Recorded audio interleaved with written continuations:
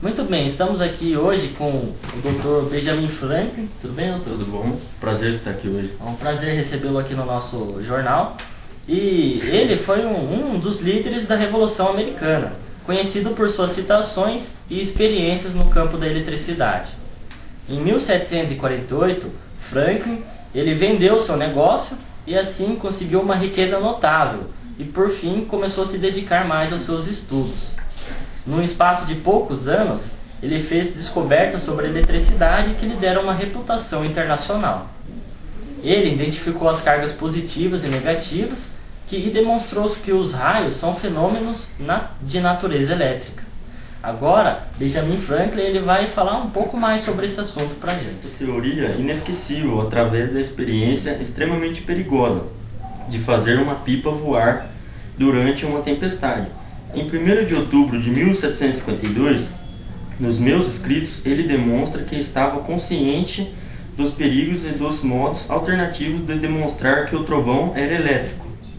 Com mais sobre esse assunto, eu gostaria que você falasse um pouco das suas invenções, Quais foram elas? Bom, as minhas invenções incluíram os para-raios e as lentes bifocais do Corpo de Bombeiros norte-americanos, que estabeleceu duas áreas de estudo muito importantes das ciências naturais, eletricidade e meteorologia. Isso. E a gente estava conversando aqui antes do programa e ele comentou comigo que ele gostava muito de escrever, fazer frases. Eu vou pedir para você falar algumas das suas frases para a gente. Muitas das minhas frases até hoje são muito utilizadas. Tipo, vou solicitar uma para você agora. Um caminho de 1000 milhas começa com um passo. Isso, interessante, Uma bela reflexão aí do Benjamin Franklin. Então, esse foi Benjamin Franklin falando um pouco sobre a sua história, sobre a eletricidade e também sobre alguns assuntos ainda. Bom dia, estamos aqui com mais um programa. Neste programa vamos falar sobre os processos de eletrização.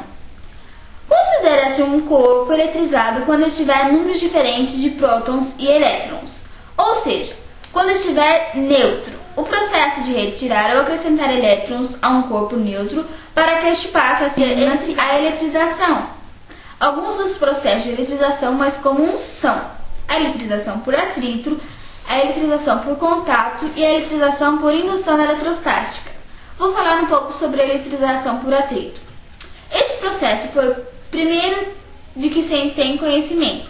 Foi descoberto por volta do século VI a.C., pelo matemático grego Tales de Mileto, que conclui que o atrito entre certos materiais era capaz de atrair pequenos pedaços de palha e penas.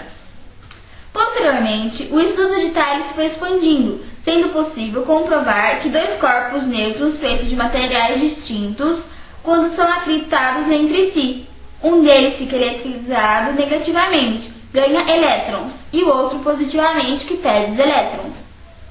Quando a eletrização por atrito, os dois corpos ficam com cargas de modos iguais, porém com sinais opostos. Anteriormente falamos sobre a eletrização por atrito. Agora eu vou dar continuidade com a eletrização por contato. Outro processo capaz de eletrizar um corpo é feito por contato entre eles. Se dois corpos condutores, sendo pelo menos um deles eletrizado, são opostos em contato, a carga elétrica tende a se estabilizar, sendo distribuída entre os dois, fazendo com que ambos tenham a mesma carga, inclusive com o mesmo sinal. O cálculo de carga resultante é dado pela média aritmética entre cargas dos condutores em contato. Vejam os exemplos no vídeo.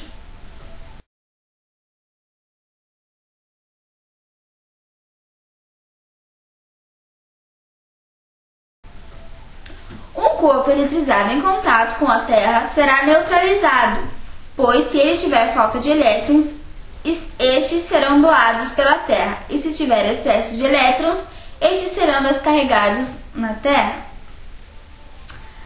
Agora eu vou falar sobre a eletrização por indução eletrostática.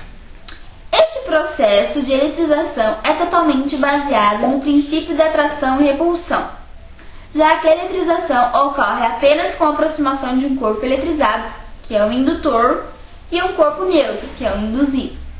O processo é dividido em 3 etapas. Primeiro, Primeiramente, um bastão eletrizado é aproximado de um condutor inicialmente neutro, pelo princípio de atração e repulsão.